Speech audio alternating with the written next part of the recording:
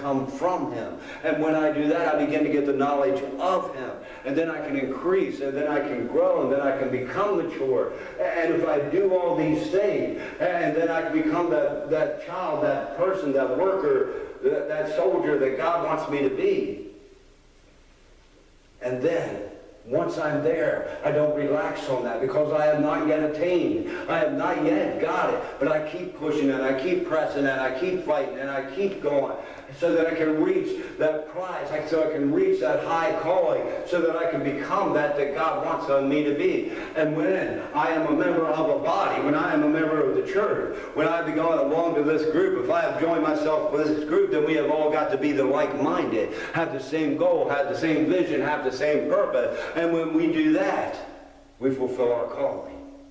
We reach that place where we are doing what God intended for us to do, where we have become what God intended for us to become, and we accomplish what God has intended for us to accomplish. But that's the only way to get there. And again, it starts with a very simple thing. Just be yourself with God. Just open up to God. Quit trying to please him by following what you think are rules and regulations or whatever else. And I know it's been said here many times, but in this place, you can be free. And you can worship how you worship. You can serve how you serve. But in God, it's that way too. He's not looking for a particular way. Back in the Old Testament, when they went and made a sacrifice, everything had to be done specifically, a certain way. You know, the stones had to be a certain way, the wood had to be laid on a certain way, the animal had to be killed a certain way, he had to be cut up a certain way, had to be laid on there. So all these things had to be exact or it was unacceptable. And God did that as a foreshadow to show us, man cannot do this.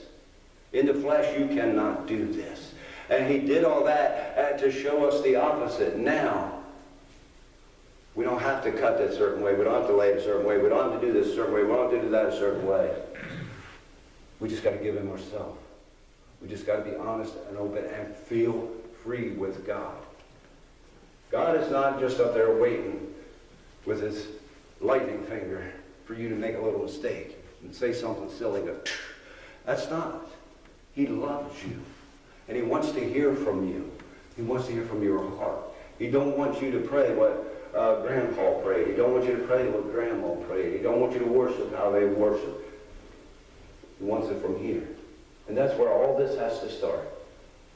It's all just being honest and open and upfront. And when we reveal ourselves to God, like the example I gave about marriage, when you begin to reveal yourself, they really get to know you.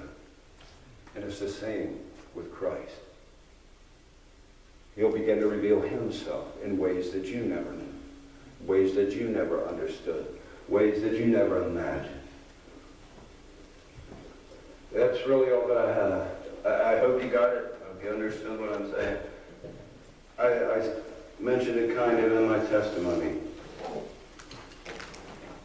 God has blessed this church. Not in numbers, not in a big bank account, not in anything like that. But so many times he's coming and showing us how we can grow, showing us how we can move up, showing us how we can become what he wants us to become. If we would just listen, if we would just learn, if we would just adhere to it, then we become that God wants us to become. That's it.